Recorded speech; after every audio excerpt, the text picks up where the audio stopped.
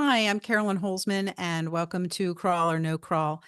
This is not going to be a report on the indexation system, but rather I'll be putting together a series of videos. This will be the first one, so that you hear someone talking about the technical side of Google without you having to be a math or programming genius. Are you ready for that? I hope so. Just wanted to share, like when I started my SEO testing in 2015, for the first time, I really found true freedom in my SEO journey. Did I know all the answers? No, but I knew how to start to find them and to interpret them for myself and my clients. So it wasn't, easy because until then, learning about SEO was effectively listening because you had no other choice to the loudest person in the echo chamber, and for how long they had been in SEO made them who we needed to follow. Now, until SEO testing, learning beyond the basics really for me was a steady diet of hacks until they didn't work, and the frustrating point of when they stop working, and then you need to find another one and another one and another one. And that goes under the disguise of learning about SEO and learning about search. But to be able to test and measure results, basically, I would be asking Google a question, right? By trying something and then seeing what Google search results did that continues to uncover various principles of SEO, not the least of which has been the figuring out the helpful content system and what it measures. So finally, in short, no more hacks. Um, I had the confidence to share what I saw, and through that process, begin to understand not just what the developer document said, but to actually recognize in the wild what that actually meant.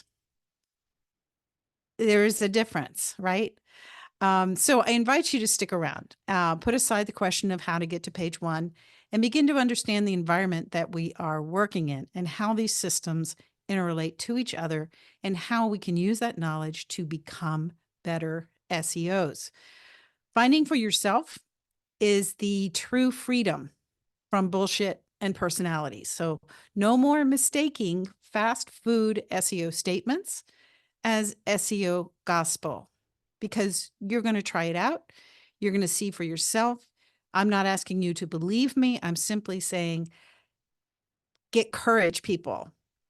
Do this. Don't be afraid to go and do something to see what Google does, and then make up your own mind. In short, no more taking fish. This time, you're going to learn how to fish. Okay, here we are. Today we're going to talk about what is the Google cache.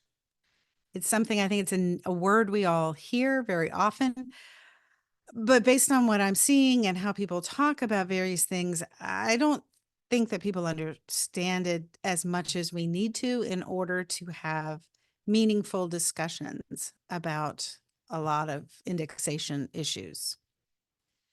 So, just in case anybody just tuned in and you've never seen me before, I have been in SEO since 2009, working on websites, actual businesses. I was one of the original SEO testers with Kyle Roof back in 2015, before any of the SEO testing groups were even formed. I've previously been head of on-page SEO at various agencies. I currently do forensic SEO consultations as my work, and I'm host of a podcast called Confessions of an SEO, and you can find it pretty much where any podcast can be found, and it's getting some good traction, primarily I think because of the length of it. These are very short. It's a short form. It takes about 15 minutes, so it doesn't interrupt your work day, like many of them can. And anyway, it's a lot of different things I talk about. Okay, so, well, what do I do? What did I do?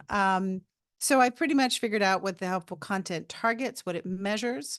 I'll put the link in the description. I do run an ongoing, continuous indexation system test every day.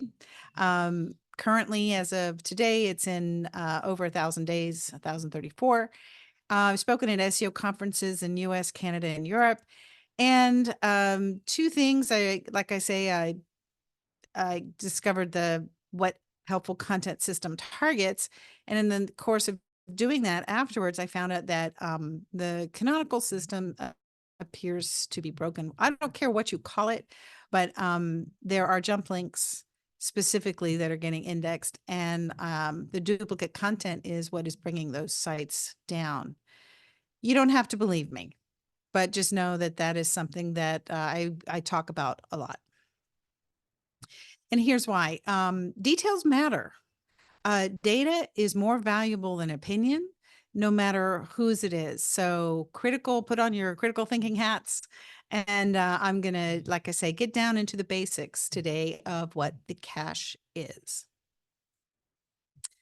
Now, I've learned this through the indexation testing, because everybody talks about it like it's one system, but it's comprised of subsystems. And the things that we can see in indexation is crawling, indexing, and serving. So if you're not familiar with the serving part, for many years, we've misused that term index. So index is different from serving. And the serving is when you can be found by your keywords in the search results.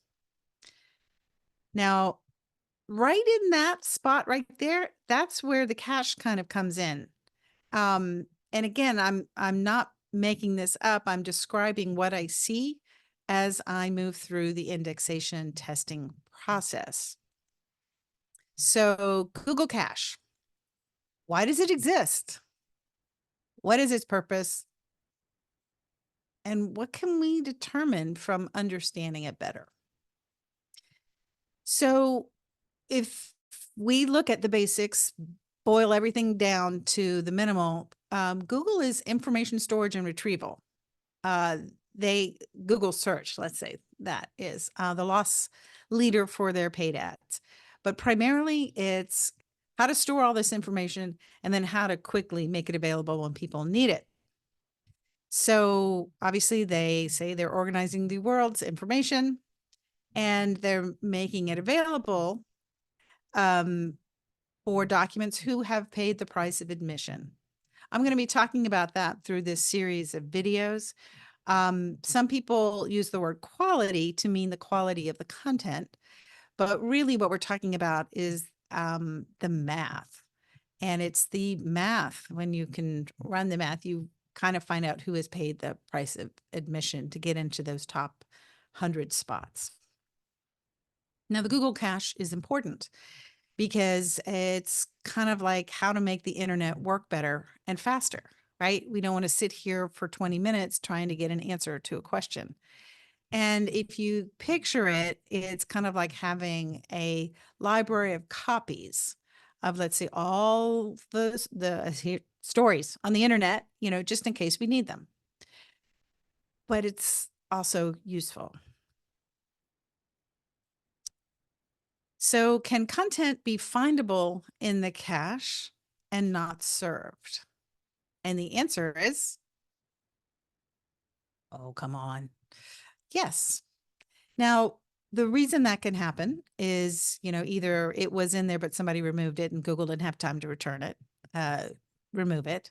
There might be an indexing process lag, and we see that a lot, a temporary processing error.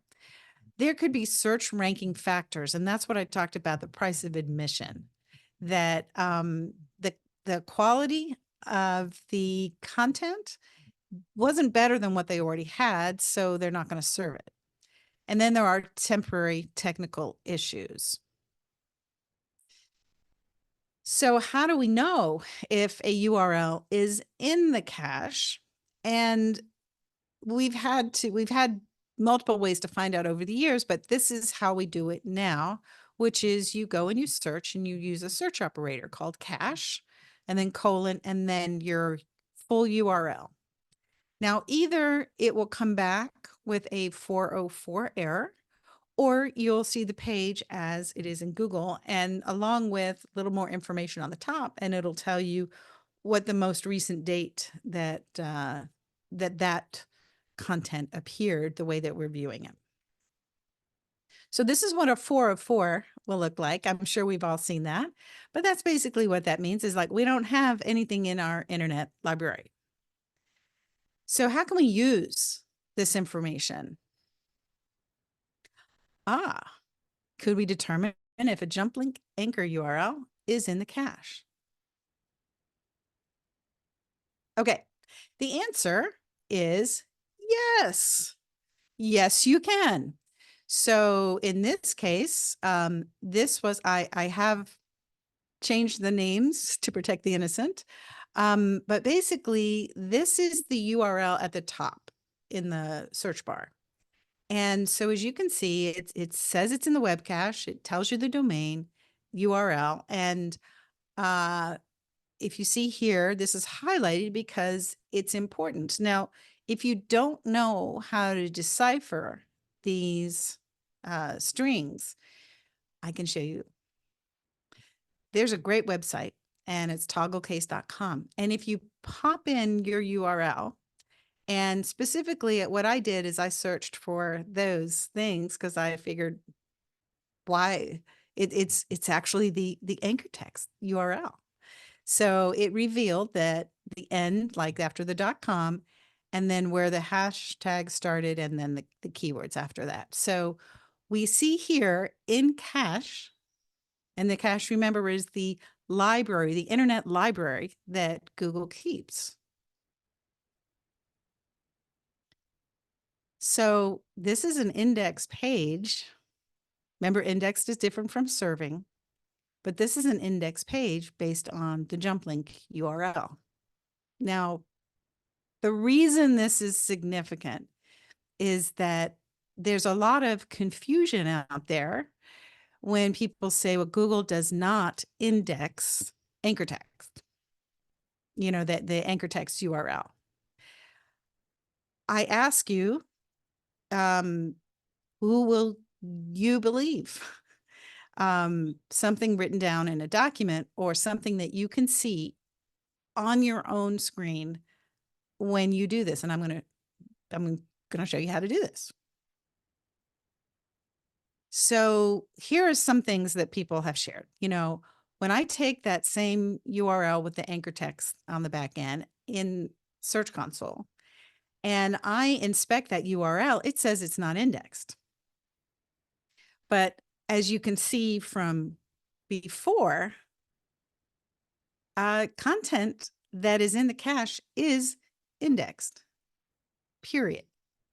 It may not be served, but that does not also mean that whatever was on that page is not in the calculations for our websites. Here's another thing. Some people believe they have to see the jump links in the SERPs to believe that Google is indexing jump links. Again, I want to go back to content that is in the cache is indexed. Being indexed is not the same as being served, meaning I can have content that I have published that is in the Google web cache, but it is not for any number of reasons. And typically it's a timing delay or Google's testing. But that is not the same as being served. So whether the jump links are in the SERPs or not is irrelevant. It's the fact that Google has indexed the jump links. So what have we learned? First off, I really want you to get the fact that you do not have to believe me, because remember we talked about in the beginning, stop taking fish and learn how to fish for yourself. You can tell for yourself if Google does or does not index your jump links or your anchor links on pages that uses table of contents. This is not rocket science. You can find it right now. You can like stop this video and go find your URLs that you have on your site that have table of contents. take those table of contents URLs and put them in the cache search operator. If you find that they are 404, somehow Google has not uncovered your table of contents. If you find you see your page in there and that URL has the pound with the words behind it, then you will know for yourself that your table of contents have been indexed. All right, so that's the little lesson today. Watch this space, share this video with your friends. You can check out Crawl or No Crawl Substack, which is a paid group where I share the state of Google's Search Console and the indexing system. If you want to grab the helpful content decoding guide, you can find that. This will redirect over to Gumroad, but you go to the unsecured version. It's a domain redirect, carolynholzmanseo.com. And if you're interested in the full write-up on the broken Canonical, go to Carolyn Digital. Again, http carolyn.digital. If you want to reach me, you can find me on Facebook. I also have a contact page on the website, and I'm also on Twitter. You can find me by my name. All right, that's it. We'll see you again